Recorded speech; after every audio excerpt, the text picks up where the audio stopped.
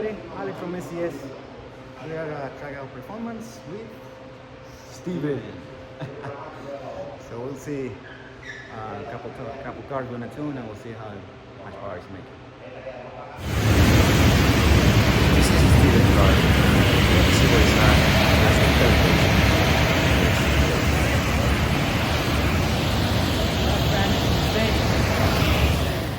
All the cars getting Dyno.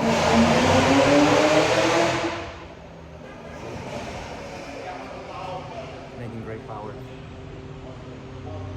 And now the same car is gonna be tuned by the tuner, and we're gonna see the result.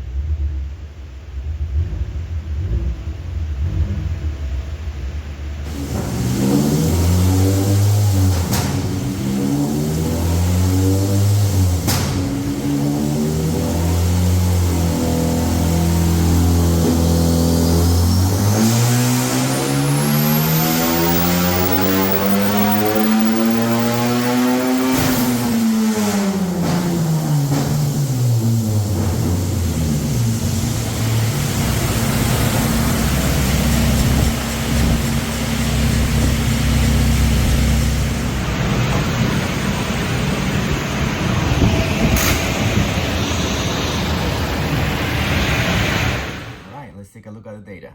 So the pull start, as we can see, the peak boost was around 40 psi. That's the peak torque. And then you keep it up at 37, 38 psi. And we can see the lambda target oscillate a little bit. And that's why the boost control kicks in. So this is a boost control. It was at 92% or 100, and then drop the Westgate 40, 54. Keep the target I set up at this tune, this car. So it has more room. You can see it has a lot of more room. The turbocharger maybe has a few more PSI. So I'm guessing if I crank it up a little bit, maybe 2 or 3 PSI more, it will peak probably 705 horsepower and maybe 602 around there torque. Fuel wise, it has room too. It has 70% of that's a port injection and 62% of direct injection. So fuel, it has a lot of more fuel, and the turbocharger has a little bit more room. But to be honest, I don't want to mess up with this because the car was running so good, and that's it. You know, that's a lot of power for a street car.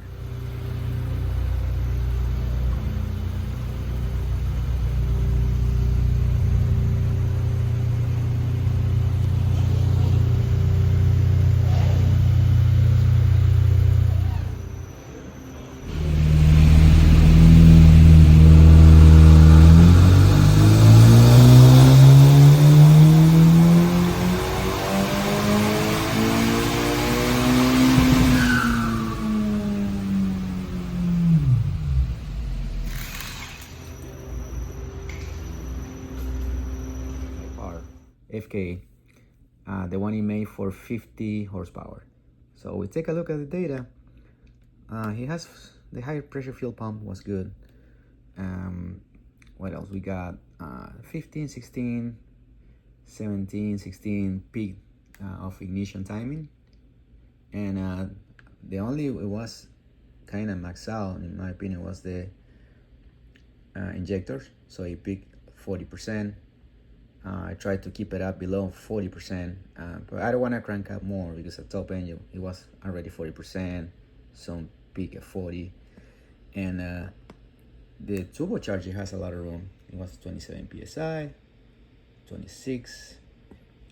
You can see the Westgate, it was 2.6 millimeter, top end 3.2 millimeter, so it has a lot of room, the turbocharger, and it's running a big intercooler, which is a Mishimoto intercooler. But unfortunately, something's going wrong with the injectors. Could be installation. But this is 1400cc injector, so with this setup, it should make around 490 or 500 easily. Or at least it should make that power. But ended up making 450, and because the injector were maxed out, I don't wanna really crank up more.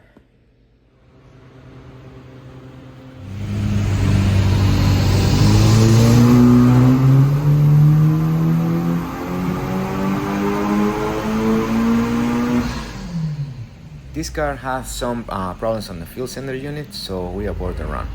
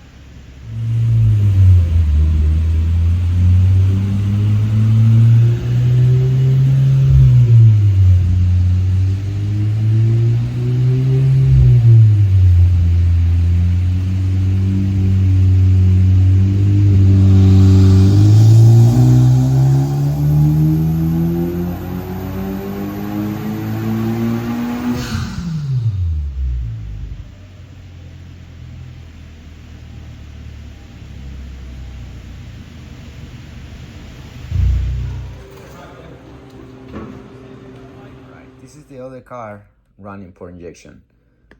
So let's take a look at the data. Peak boost was 31 psi. At top end, made a little bit more boost, 32 peak, then dropped to 30. And wastegate was a 2.02 millimeter, 2.8, sorry. And at the middle range, it has more range, you know, a little bit more room, the turbocharger. So I could crank up a little bit more at middle range, and I could make probably 530 something. That's what I was thinking. It will make in a middle range. Was running 21 degrees of ignition timing. This car has a stock fuel system, stock head, no cams, and it's running an MHI stage 2. So I don't want to really push the turbocharger. What else? Well, that's it.